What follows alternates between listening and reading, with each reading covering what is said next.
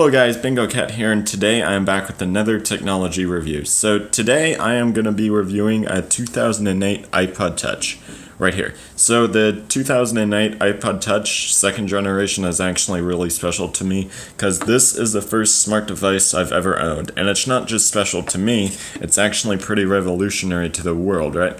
This was the device that pretty much introduced most of the modern world to the App Store and to basically smart mobile devices. Now, I would say it was the iPhone and the iPhone 3G that was actually responsible for this, but the second generation iPod Touch sold more and was more popular than the original iPhone models because it did not require a cellular plan, it was cheaper, and didn't require you to be tied to AT&T's network. So basically, this right here gave you access to everything that the iPhone 3G could do, except, calling, text, and taking pictures. Other than that, this was a really capable device back in 2008, and was my first ever smart device. Now, specs for the 2008 iPod Touch, it had pretty reputable specs for its time. It had a 533 megahertz processor, and it had 128 megabytes of RAM.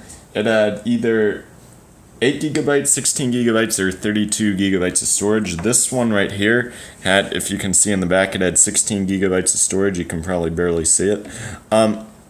Also, this version of the iPod, along with most of the earlier versions of iPods, had this sort of chrome back, which was honestly it looked nice when you first got it, but it was known among people because these things severely scruffed up over time. Like, look at this. Look how many scratches there are on this iPod right here.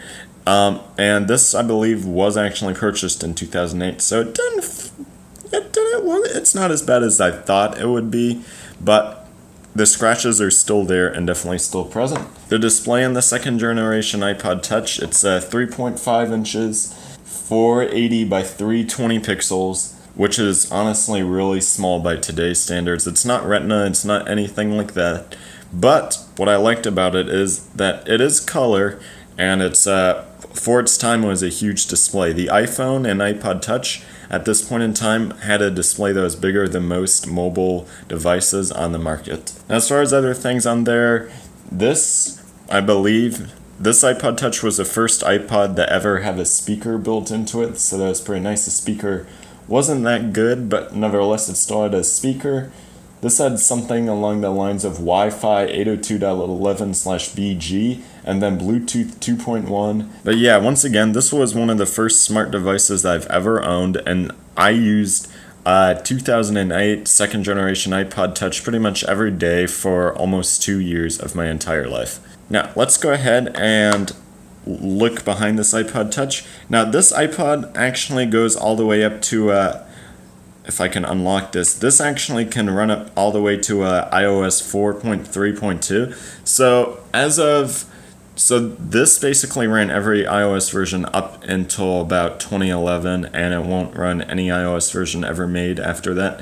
Now, this version of the iPod, it was pretty famous for, it could do a lot of this stuff, but one of the things that this iPod particular and the iPod before that could never do is it would never allow you to have a wallpaper behind your icons. I never got that reasoning. When the iPod Touch third generation was released, Apple's reasoning was that this didn't have enough graphical power or something like that, which sounds like a load of bogus to me, but nevertheless, this version of the iPod Touch does not allow you to put a wallpaper behind your icons on the home screen, which is pretty stupid. Now, anyways, another thing I want to point out that this iPod cannot do, that pretty much any device released after it can't do, is it can't do multitasking. It can do basic multitasking, right? Like, you can listen to music while you browse the web, right?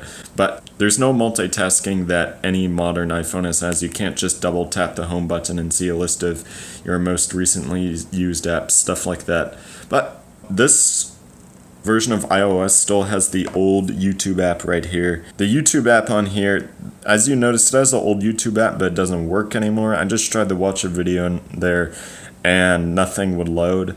It does have its other apps still work though, like the Map app, If I just searched up New York, even though I didn't spell New York correctly, it still finds it. You can still zoom in, and it's more or less basically the modern maps that you'd expect to find today. And this was before the big Apple Maps transition, right? This is actually using Google Maps. But yeah, other stuff like the weather app still works fully as expected. Here's Cupertino, California. At least I think that's California, and it still works correctly. This iPod, by the way, does not have Siri or anything like that.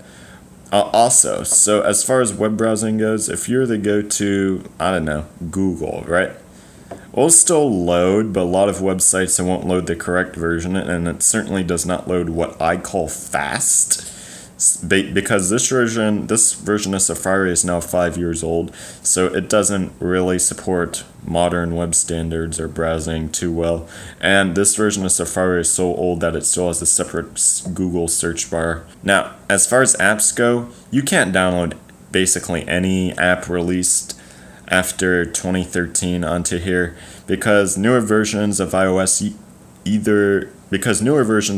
either require features that this iPod does not have, or it's designed for iOS 7 or 8 and above.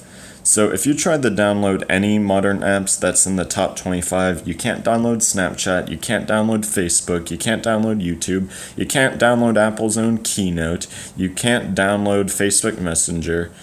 Basically, more or less, you just can't download any modern apps. Now, the App Store on the plus side still does load, so if you do find an ancient app or something that, believe it or not, still runs on this iPod, you can still download that and it'll work perfectly fine. Now, this version of iOS came before auto updates were a thing, so you still have to manually update your apps on this device. Now, the basic included core apps, right? Like Notes, for example. Notes still works perfectly fine. You can still write a new Notes. It still works perfectly as expected. Bingocat, for example. And it still works perfectly fine. And then Mail still works perfectly fine as well. Videos, you can still watch videos on here perfectly fine. It obviously won't be HD. And you still have to go and grab the video off your computer, but it still works. Now, this thing, I believe it doesn't support wireless syncing, and it doesn't support over-the-air updates either, so none of those. But this version of iPod does include a built-in search, so that's pretty nice. And more or less, this was also before Apple reached a deal with Microsoft for Bing to be its default search engine, so luckily, the search results still open in Google, a big plus to me for this iPod. But yeah, if I had to give this iPod a review on usability in 2016, this thing isn't completely usable in 2016, I guess. I mean, let's just put it this way. You can use it, but you can't download any modern apps. If you want modern websites, you're basically out of luck. If you want modern anything, you're basically out of luck. Like, I only recommend using this if you can't afford anything else, like literally anything else. Even just getting the 4th generation iPod Touch would be a lot better than just using this, and I really don't recommend using this in 2016. But it's nice to keep around for nostalgic purposes. So yeah, that was my review on the 2008 2nd generation iPod Touch. Thanks for watching, guys, and I hope to see you guys next time, alright? Bye.